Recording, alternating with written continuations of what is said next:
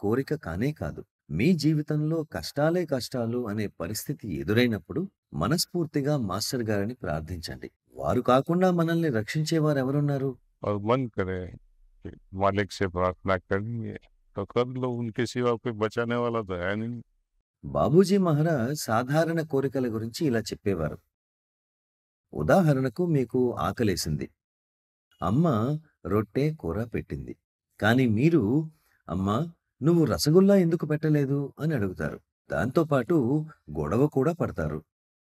Demand చేస్తారు. पहले तो विश होती है, इच्छा होती है। మొదట్లో కోరిక ఉంటుంది. తరువాత మనం దాన్ని డిమాండ్ చేయడం ప్రారంభిస్తాం.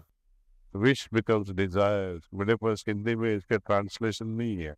కోరిక ఆశ, ఆకాంక్షగా మారుతుంది. ఆశ డిమాండ్‌గా మారుతుంది.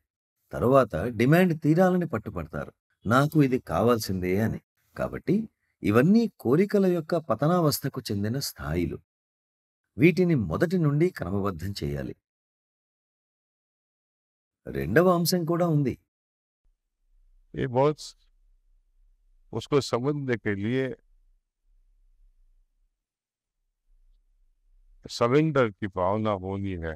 దాన్ని అర్థం చేసుకోవడానికి శరణాగత భావం ఉండాలి. స్వీయ అర్పణ భావం ఉండాలి. మాస్టర్, మీరు మమ్మల్ని ఏ పరిస్థితిలో ఉంచినా మాకు అంగీకారమే అని. కానీ అలా ఎవరు చెబుతారు? దానికోసం కూడా ధైర్యం కావాలి.